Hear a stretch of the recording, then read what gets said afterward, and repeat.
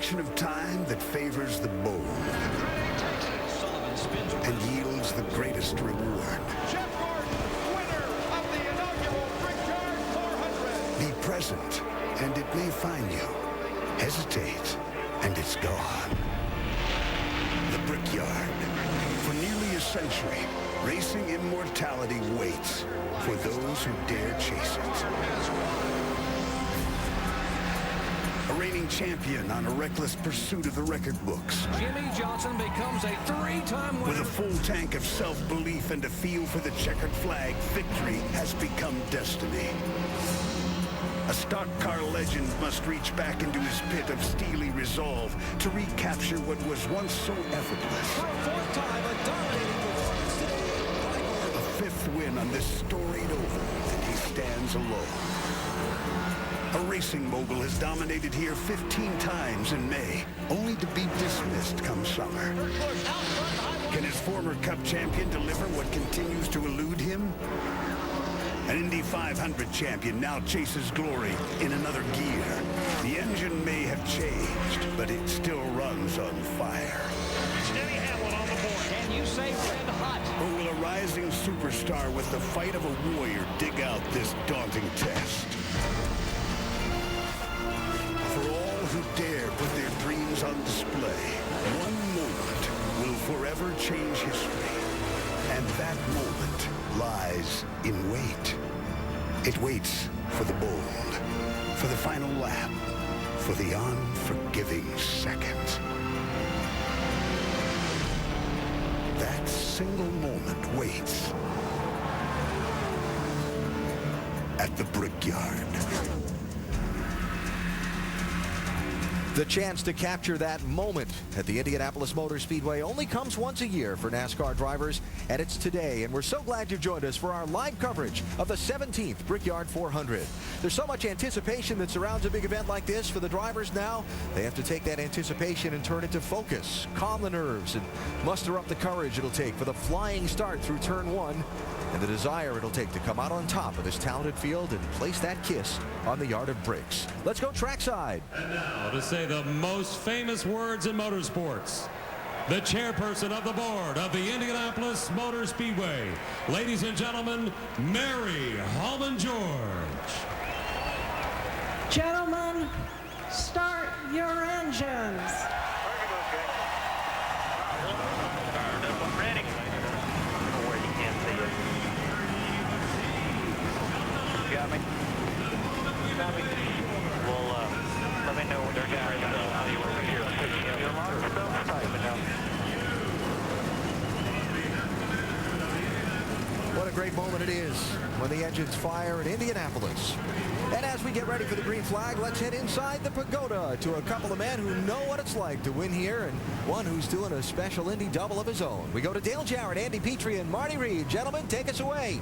All right, thank you, Alan. And I got to tell you, no matter how many times I'm privileged enough to be right here, the excitement level never changes. My meter is pegged. And I know for both of us, all three of us, it is special.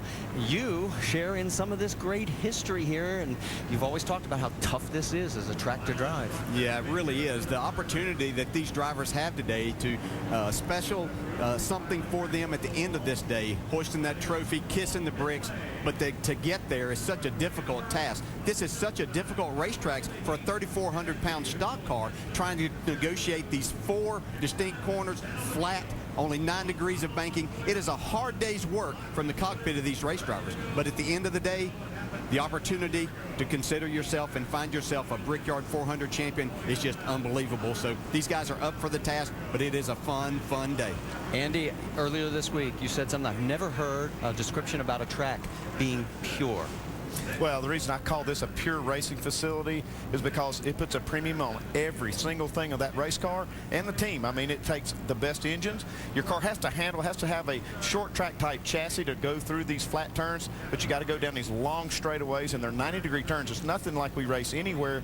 And the team, track position, so important that you can't give up an inch anywhere. And so I call it a pure racing facility because it demands excellence, and that's why you only see the best drivers and teams win here. Well, we've talked to the drivers drivers and about the drivers for the last 2 days about how much pressure they feel. How about if we bring in Sean Pete? He's going to be our over-the-wall reporter. He is the jack man for the 83 of Reed Sorensen. Sean, what's the stress level like for you guys down on pit road? It's not as high as the heat level, but the guys are ready to go. You know, this is what we do, and you know, it's Indianapolis, so you know, there's added importance today because you know, this track's been around since 1909, so there's a lot of history and prestige here, and you know, you can't help but want to put your best foot forward today. Sean, you have a great day. Be safe out there. Appreciate it, guys. Thank you. All right, and our in-race reporter, you know, we talk about the enormity of Indianapolis.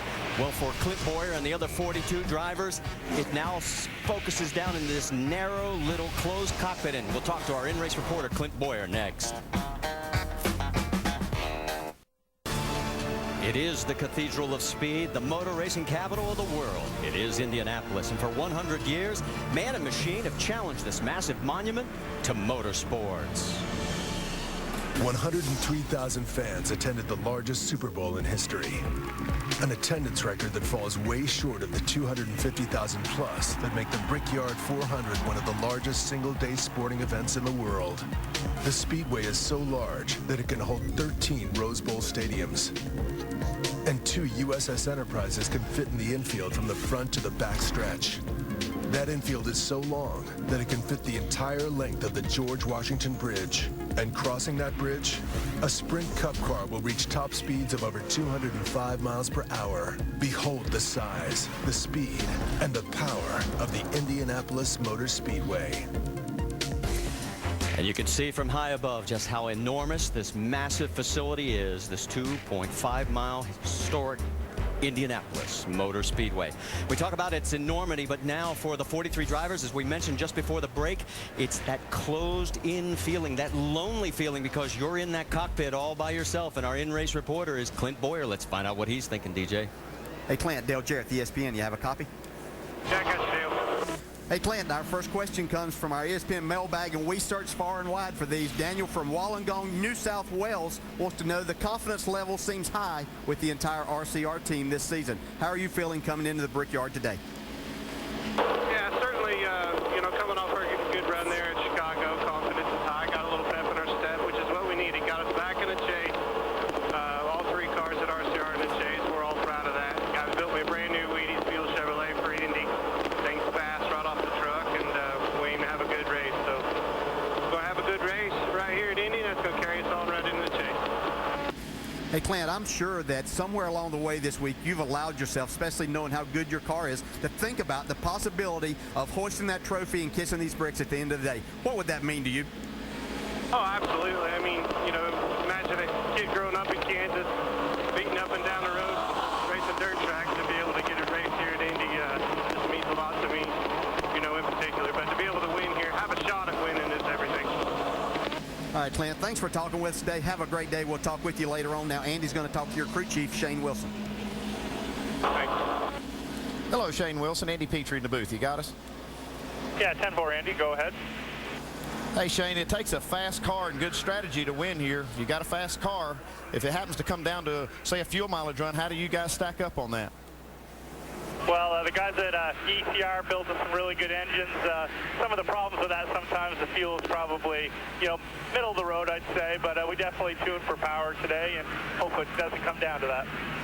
Well, it does come down to a short run, sometimes a green-white checker, a lot of these races. How do you feel like you could stack up if it does come down to that kind of a finish? Well, you know, based on practice and qualifying, you know, our cars had really good speed all weekend. You know, between the power and the, you know, the good car we built, a lot of lead, a lot of good downforce. You know, we've had good speed. Just want to thank everybody at RCR and ECR for providing us with good equipment this weekend. Okay, Shane, thanks for talking to us, and good luck today. Thank you. And as the teams continue on the pace laps, let's throw a little trivia out there for you guys. Who won the pole the very first Brickyard 400, now soon to be 17 races ago? That's my good friend Rick Mast. Yeah, and his car owner, Richard Jackson, was the pole-winning car owner for that race. And he did it at a speed about 172 and change.